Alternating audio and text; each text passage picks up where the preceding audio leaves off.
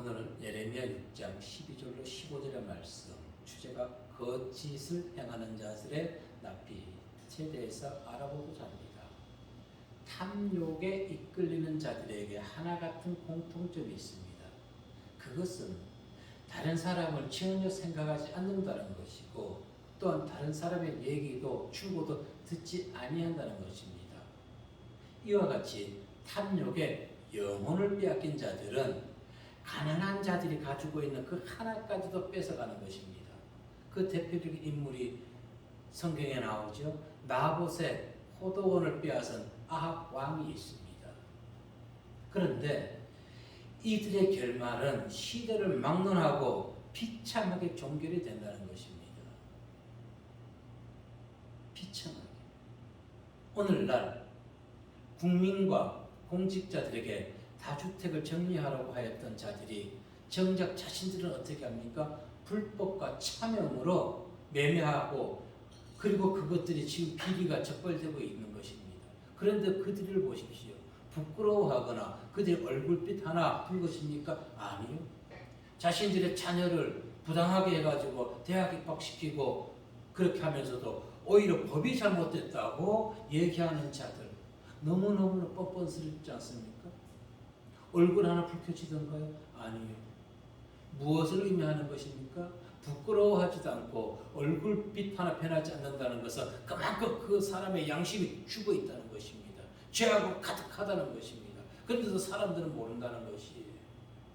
우리 기독교인들은 정말 하나님을 제대로 믿는다면은 인간미는 잃어서는 안 된다는 것입니다. 좀 잘못한 것이 있고 부족까지 있고 내 실수가 있으면 얼굴빛이라도 최소한 양심은 변할 수 있는, 얼굴빛이 변할 수 있는 양심은 살아있어야 된다는 것입니다. 신앙의 출발점은 하나님의 말씀을 들음으로 시작되는 것입니다.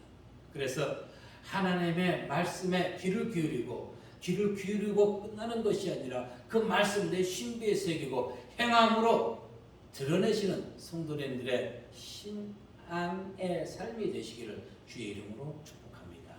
첫 번째 우리에게 들려주신 말씀은 이 사회는 평강이 없고 탐욕의 사회로 변질되었다는 것입니다. 탐욕의 사회로 변질된 세상. 제 아무리 나는 평강하다 하는 자라 할지라도 그에게 육신의 고통과 물질의 어려움이 임하게 되면은 그에게는 평강이 있을 수가 없습니다. 그 인물이 바로 욥이었지. 그러나 후에 그는 회개하였습니다. 그러나 오늘날 만약 우리에게 욕과 고통이 아니라 조금의 물질 부족한 것을 인해 가지고도 사람들은 심령에 근심 걱정이 쌓이게 되는 것입니다. 보세요. 많은 사람들이 거의 1년 8개월 정도 지금 코로나 질병으로 사람들은 우울증이라든가 까지를 호소하고 있습니다. 여행 가지 못해서 안달복달합니다. 이유가 무엇입니까? 그들은 보이는 것으로 위안을 얻고자 하는 것입니다. 우리에게 참된 위안은 물론 보이는 것 중요합니다. 그러나 보이지 않는 하나님의 말씀으로 위안 삼고 승리하고 이겨내는 것이 더 필요하다는 것입니다. 코로나19로 인해서 우리에게 더욱더 필요한 것은 하나님의 사랑, 믿음을 통해서 이 모든 어려움을 극복하는 그 믿음이 필요하다는 것입니다. 코로나19 질병은 성도의 신앙마저 감염을 시켜버렸습니다. 교회 나오지 않아요. 그나마 믿음이 있는 성도들이 그나마 교회에서 방영하는 온라인 예배를 참석하고 있습니다. 그런데 그걸로 성이 안 차요. 이제 하루 이틀 1년 8개월씩 지나다 보니까 이제는 주일을 잃어버리게 되는 것입니다. 안식일을 기억하지 못하게 되는 시대가 되었던 것입니다. 그리고 교회는 자중질환을 일으킵니다. 성경의 말씀을 따르지 아니하고 자신들의 이념과 사상만을 따라가고 있습니다. 이유는 왜 그럴까요? 할례 받았던 귀가 막혔기 때문에 그렇습니다. 왜 막혔을까요? 왜? 부족함이 없으니까 막혔죠. 그리고 자신이 가지고 있던 사상과 이념을 선포하게 되는 것입니다. 오늘 본문 9절과 10절의 말씀을 보도록 하겠습니다. 9절과 10절 시작. 만군의 여호와께서 이와 같이 말씀하시되 포도를 따듯이 그들이 이스라엘의 남은 자를 말갛게 죽으리라. 너는 포도 따는 자처럼 내 손을 광주리에 자주자주 놀리라 하시나니 내가 누구에게 말하며 누구에게 경책하여 듣게 할꼬. 보라, 그 귀가 할례를 받지 못하였으므로 듣지 못하는도다. 보라, 여호와의 말씀을 그들이 자신에게 욕으로 여기고 이를 즐겨하지 아니하니. 아멘. 욕으로 즐긴다는 것입니다. 이것은 하나님의 말씀을 비방하게 되는 것을 수치로, 하나님 믿는 것을 말씀 따르는 것을 수치로 여긴다는 것입니다. 쉽게 하면 우습게 여긴다는 것입니다. 우습게. 왜? 과연 이들이 그러면 귀할례를 못 받았었나요? 아니요. 귀할례를 받은 자들이었습니다. 그런데 물질이 풍부하다 보니까 하나님을 떠났던 것입니다.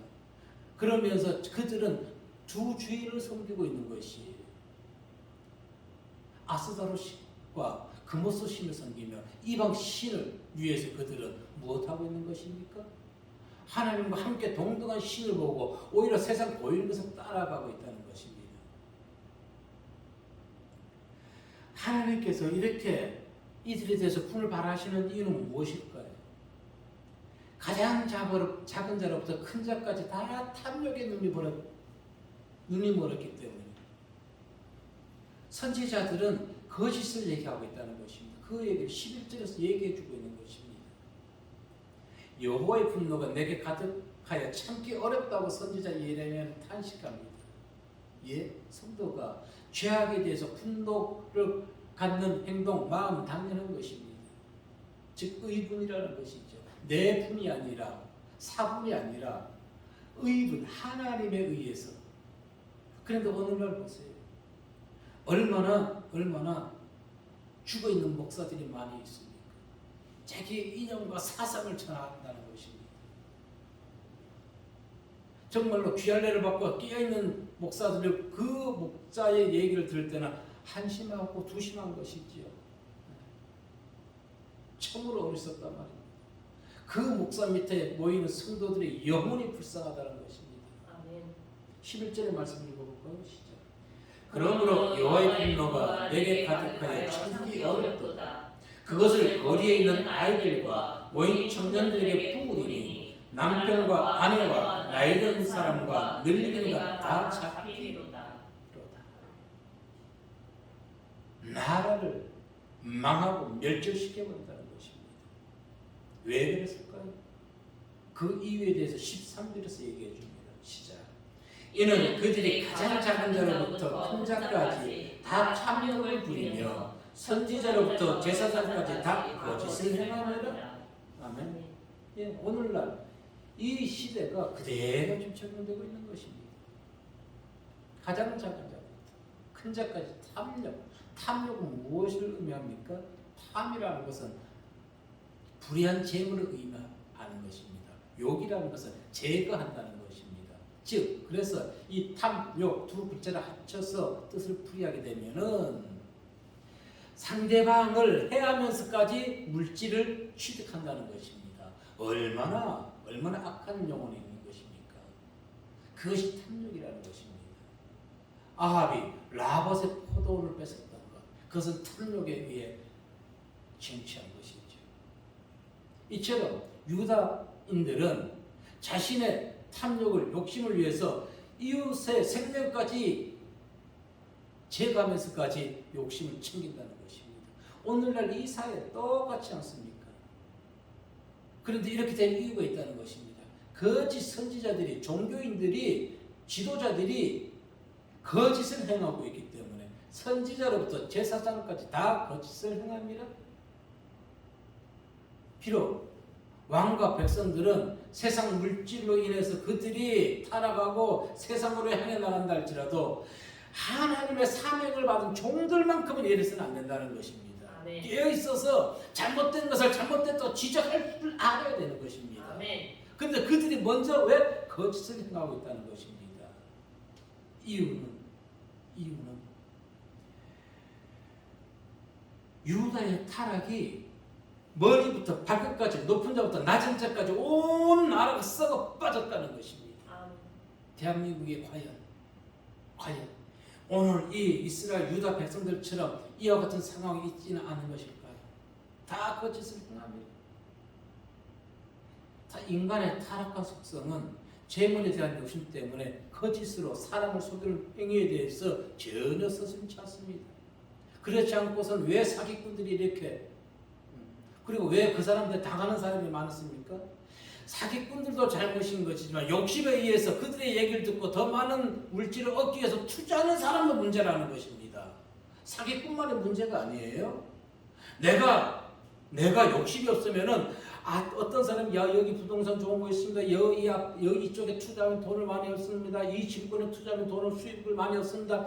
거기에 욕심이 없다면 투자하지 않습니다. 그렇지 않은가요? 그런데 왜 사기꾼에서 피해자가 생기는가요? 피해자를 또한 욕심이 이끌렸기 때문에 피해자가 생기는 것입니다. 욕심만 버려보십시오. 저한테도 전화가 자주 와요. 여기 어디에 상권이 있고 뭐가 있고 와요. 아니요, 관심 없습니다. 예, 관심이 없는 것이 아니라 투자할 돈이 없어요. 그래서 관심을 못 갖는 것이에요. 결론은. 그런데 크게 관심이 없어요, 사실. 그것에 의해서는. 왜? 성경은 분명히 얘기하잖아요. 세상의 것은 영원한 것이 없습니다. 우리는 영혼을 사모해야 되는 것입니다. 목사가 세상을 향해서 건물 하나 둘 얻다 보면 거기에 마음이 빼앗기게 되는 것입니다. 안 그럴까요? 빼앗깁니다. 잠언 20장 17절 말씀을 보게 되면은 시작. 속이고 취한 음식물은 사람에게 맛이 좋은 듯 하나 후에는 그의 입에 모래가 가득하게 되리라. 아멘. 그래요. 속이고 취한 음식물. 예를 들어서 훔친 음식이 맛있을까요? 예, 맛있어요. 얼마나 맛있는데. 지금은 자주 말씀드렸지만은 감자나 고구마나 옥수수를 남의 밭에서 따오는 것은 절도죄에 해당됩니다. 남의 집에 닭을 훔쳐가서 잡아먹는 것은 이건 또 마찬가지인 것이죠. 계란을 훔쳐간 것도 마찬가지인 것입니다. 그런데 과거에는 왜 그것이 당연한 것처럼 했을까요? 참 맛있어요. 그런데 그것이 걸리면 어떻게 돼요? 대식에 붙나요? 네. 보세요. 속이가 취한 음식물 정말 맛있단 말입니다. 걸리면 어떻게 해요? 입에 모래가 가득하다는 것입니다. 먹은 만큼 매질을 당하게 되는 것이에요. 이처럼 탐욕에 눈이 먼 인간들이 반드시 이 말씀을 알아야 되는 것입니다. 받을 때는 좋지만 걸리면 모래가 가득하고 오늘날은 영창 간다는 것입니다. 알아야 되는 것이에요. 특히 목자는 하나님의 말씀이 아님에도 불구하고 사람을 기쁘게 하며 자신의 이득을 취하기 위해서 말씀을 변질시켜서는 아니 된다는 것입니다. 아멘. 예레미야 8장 10절과 11절의 말씀에 보면은 시작. 그러므로 내가 그들의 아내를 타인에게 주겠고 그들의 밭을 그 차지할 자들에게 주리니 그들은 가장 작은 자로부터 큰 자까지 다 욕심내며 선지자로부터 제사장까지 다 거짓을 행하니라. 그들이 딸 내 백성의 상처를 가볍게 여기면서 말하기를 평강하다 평강하다 하나 평강이 없도다. 아멘. 보세요. 이들이 지금 6장에서도 이렇게 평강하다 해놓고 8장에서도 또 얘기하는 계속 지금 그들 잘못을 누가 선지자 예레미야는 지적하고 있다는 것입니다. 그런데도 이들이 깨닫지 못하는 것이에요. 어리석게. 이유는 당시 종교 지도자들이 백성들보다 더 폐허가고 우상 숭배와 그리고 탐욕의 눈이 멀었기 때문에 부패하고 타락해 있기 때문에 백성의 잘못에 대해서 지적하지 못하는 것입니다. 그런데 이 탐욕보다 더 무서운 죄가 무엇이에요? 영안이 어두웠다는 것입니다. 영안이 열려 있으면 탐욕 부리지 아니합니다. 네. 영안이 귀가 닫혀 있기 때문에 탐욕에 빠져 들어가게 되는 것이에요. 탐욕에. 그러니 우방 신을 섬기게 되는 것입니다. 하나님까지 배신하게 되는 것입니다.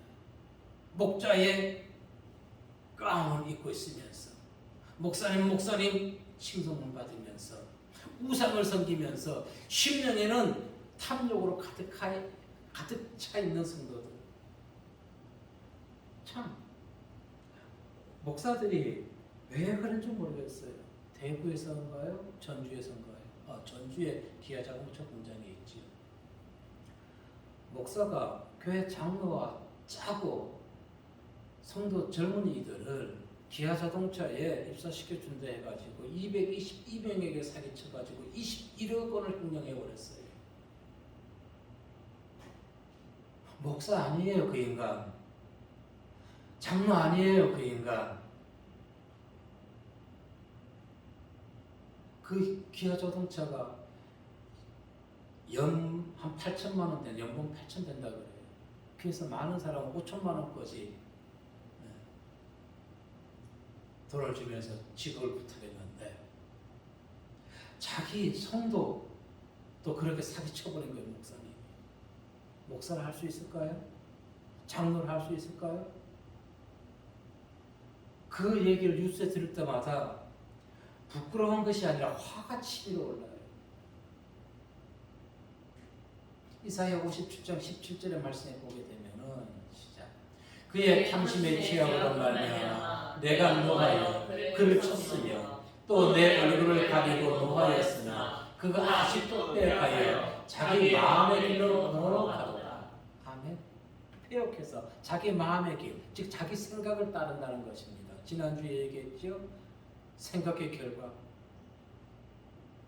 행동은 생각의 결과였습니다. 자, 역사는 반복된다고 했어요. 성도의 신앙도 마찬가지로 반복이 되는 것입니다. 지금 이스라엘 백성들의 행동이 오늘 우리 이 사회에 그대로 일어나고 있지 않나요?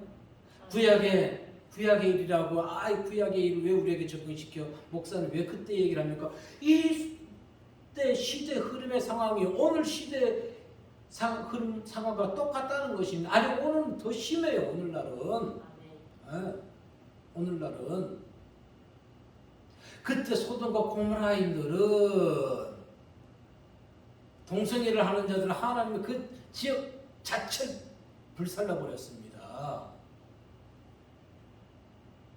그런데 오늘날은 더 심하지 않나요? 차별금지법을 해야지만이 통합하겠습니다. 차별금지법이 무엇인데요? 종교통합을. 우리는 하나님을 믿으면서 이와 같이 어리석은 심판의 자리에 임해서는 안 되는 것입니다. 하나님을 믿는 자들은 하나님의 은혜의 축복의 자리에 있어야 되는 것입니다. 하나님이 주시는 에덴 동산으로 올라가야지. 왜 하나님이 벌하시는 소돔과 고모라 지역에 거하려고 그러십니까? 오늘날 이 나라 교회가 성도들이 지금 소돔과 고모라 멸망의 지역에 지금 옹기종기 모여 있는 것과 똑같다는 것입니다. 우리는 그곳에서 어떻게 해요? 빠져나와서 높은 산으로 여호와의 산으로 올라가야 되는 것입니다. 그러니 유다의 지금 선지자들은 그들이 하나님의 심판을 받을 것을 뻔히 알면서도 자신들이 잘못하고 자신들이 더 탐욕에 부패에 빠져 있으니까 오히려 그들의 죄악을 지적하지 못하고 평강하다고 얘기한다는 것입니다. 그런데 평강하냐고요? 평강할 수가 없습니다. 왜? 심령에 하나님이었기 때문에. 하나님이었기 때문에. 지금 이 나라에 평강이 있다고 생각합니까? 서로가 권력을 쟁취하기 위해서 비방하고 비판하는 것에만 혈안이 되어 있습니다. 제가 뉴스를 끊었어요. 뉴스를 끊었어요. 세상 사람들은 어떻습니까? 물과 홍수와 불이 나면은 한꺼번에 어느 순간 싹 쓸어버려 사라질 그 건물을 위해 사기 위해서 혈안이 되어 있는 것입니다. 아니라고요? 그러니까 집값이 이리 올랐지요. 욕심들 때문에 집값이 오른 것입니다. 정부가 잘못한 것도 있겠지만은 백성들이 욕심 때문인 것이에요. 욕심. 종교 지도자라고 하는 사람들 어떤가요? 성경의 말씀에 반하는 사상과 이념에 빠져가지고 진보주의를 외칩니다. 신앙의 진보주의는 없는 것이에요. 북한에서 간첩들이 난파됐을 때 가장 누구를 먼저 접촉했나요? 진보라고 주장하는 자들을 포섭하려고 했던 것입니다. 그런 자들이 이렇게 얘기합니다. 나는 주사파로 영원히 남겠다? 주사파로 남겠다는 것입니다. 목사가 주사파로 남겠다는 것입니다. 이와 같이 얘기하는 자가 한 교단의 총회장으로 앉아있는 것이에요. 주사파가 무엇입니까? 북한의 주체 사상을 지도 인용으로 삼은 남한의 반체제 운동 세력이 주사파가 아닙니까? 목사가 자기는 주사파로 남겠다고 떳떳하게 그 밑에 성도가 몇만 명이 된단 말입니다. 오늘날 종교, 정치, 경제, 사회, 가정의 평안이 있습니까? 예, 물질이 풍부한 자들은 평강하고 평안하겠지요. 그러나 물질이 부족해도 평강하고 평안할까요? 그러나 오직 한 곳 하나님을 섬기며 하나님의 말씀대로 할례를 받은 교회와 가정은 물질이 부족하다 할지라도 그곳에는 평강과 평안이 있음을 믿으시기 바라겠습니다. 이것이 말씀의 능력이라는 것입니다. 하나님의 다루심이 있는 곳에 평강과 평안이 있게 됨을 우리 비추는 교회와 성도님들은 열매 없는 어둠의 일에 참여해서는 절대로 안 되는 것입니다. 오직 지혜 있는 자가 되어서 세월을 아끼고 주의 뜻을 따라 성령의 충만함으로 하나님께 감사하면서 신령한 노래로 찬양과 영광을 돌리는 신실한 성도님들 되시길 주의 이름으로 축복합니다. 두 번째 우리에게 주시는 말씀은 오늘날 사회는 본문의 말씀처럼 부끄러움을 몰라요. 부끄러움을.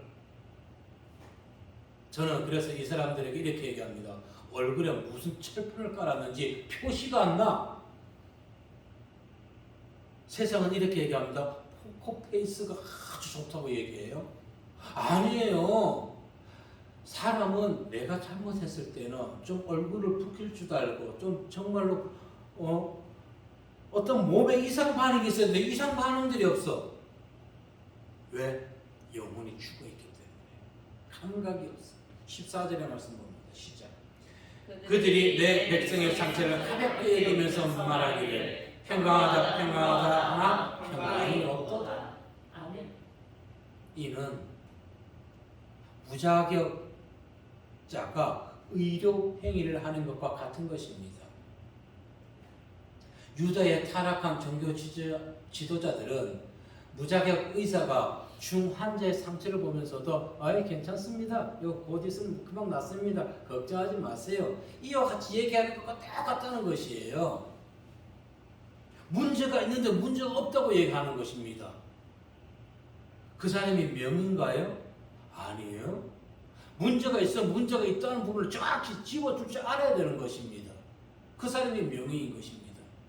그런데 백성들에게 분명히 문제가 있는데 가만히 있으려 평강하다고 아무 문제 없다고 얘기하는 것입니다. 무엇을 얘기하는 건가요? 조금 전에 몇 차례 얘기했듯이 자기들이 먼저 거짓과 탐욕으로 가득 차 있기 때문에 차마 죄악을 지적하지 못하고 있는 것이죠. 이것은 무엇을 의미하는 것입니까? 죄를 지적하기보다는 오히려 평강을 외치는 것은 그들의 죄를 더 부추기는 것입니다. 부추기는 것입니다. 도화선에다가 심지에다 불을 붙이는 것이에요.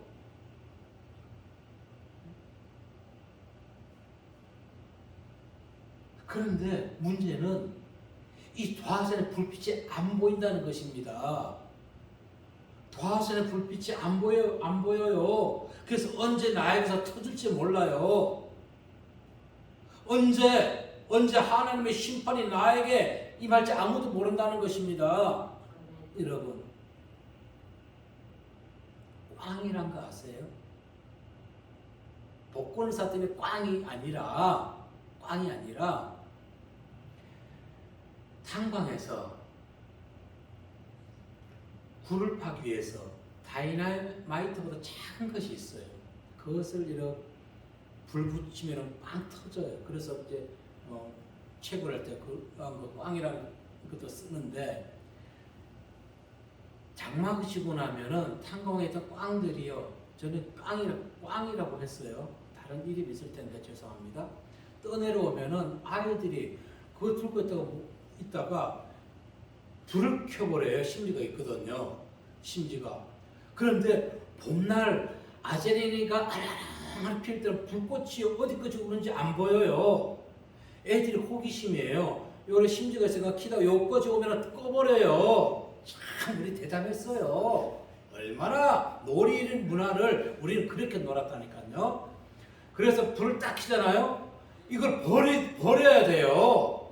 그런데 불꽃이 안 보이니까 가지고 있어요. 어떻게 될까요? 손에서 터져요. 화상이라니, 손이 날아가요. 손이.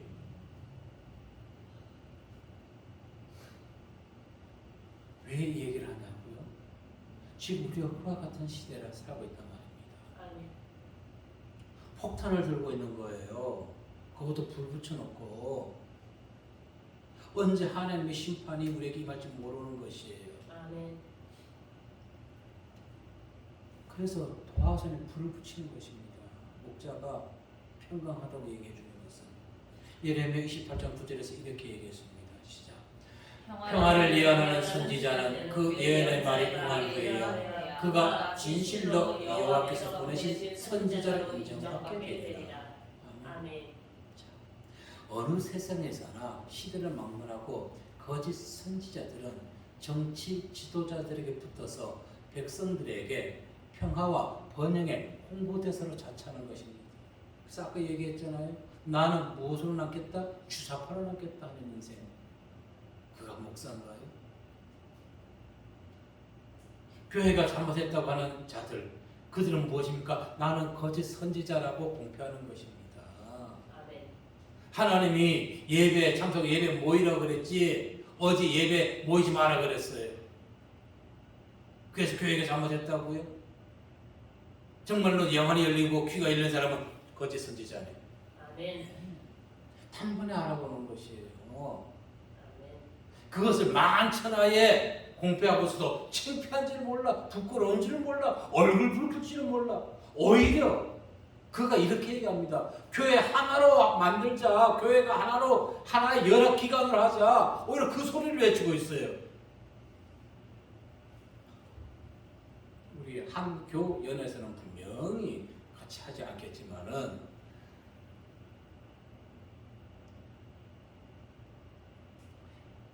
예레미야 8장 15절에서 이렇게 얘기했습니다. 우리가 평강을 바라나 좋은 것이 없으며 고침을 입을 때를 바라나 놀라운 뿐이로다.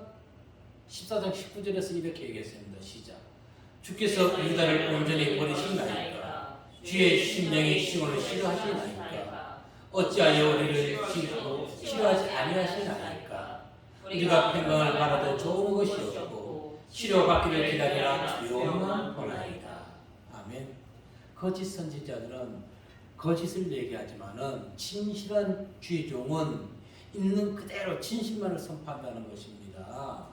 우리가 치료받기를 바라는데 어떻게 두려움만 있다는 것입니다. 사실 그대로 직고해야 되는 것이지요. 아멘. 이처럼 가증한 일을 행하면서도 부끄러움을 모르는 사회가 되었다는 것은 무엇을 의미하는가요? 이미 그 부패가 사회 전체에 다 가득하다는 것입니다. 네. 대한민국의 부패가 머리부터 발끝까지 어린아이부터 나이 든 자까지 종교인 모두가 다 썩어 빠져 있는 것이에요. 네. 썩어 빠져 있습니다. 저부터 마찬가지로 썩어 빠져져 있어요. 다시금 하나님의 말씀으로 귀한례를 받고 다시금 회개의 기도를 해야 되는 것입니다. 가증한 일은 무엇입니까? 여호와를 떠난 원흉이 바로 가증한 일인 것인데, 이것은 금오스신과 아스다로 신을 섬기면서도 그들이 예배, 의식 모든 것을 얘기하는 것입니다. 즉 하나님의 말씀을 버린 것이 가증한 일이라는 것입니다. 다른 것 얘기할 수가 없습니다. 그런데 조금 전에 얘기했듯이 더 큰 문제는 무엇이라고요? 영적으로 무감각해서 하나님의 말씀, 하나님의 뜻을 분별하지 못하는 것이 더 문제라는 것입니다. 오늘날 교회가 제가 수차 지금 얘기하고 있지만 사상과 이념에 빠져 있어요. 진보주의, 주사파에 빠져 있다는 것입니다. 그런데 그들이 이와 같이 가증한 성경에 위배된 말씀, 행동을 하면서도 부끄러운 줄 모른다는 것입니다. 오직했으면 예레미야 선지자는 부끄러운 줄 모르고 또 얼굴도 붉어지지 않았다고 얘기했습니다. 시각적으로도 지금 얘기해주고 있는 것이에요. 시각적으로도. 왜? 거짓과 탐욕에 눈이 멀은 자들은 아까 얘기했듯이 양심이 없었거든요. 그들에게는. 오늘 우리는 이 사회에서 이와 같이 자신들의 잘못을 부끄러워하거나 그것으로 인하여 얼굴을 붉히는 자들을 찾아볼 수가 없다는 것입니다. 그래서 제가 뉴스를 끊었다니까요. 그래서 오히려 고개를 더 바짝에 쳐들고 법이 잘못 판단했다고 오히려 자기들이 그 법 위에 있었는데 오히려 그 법이 잘못했다고 얘기하고 있으면 이게 어떻게 되는 것이에요? 국민들은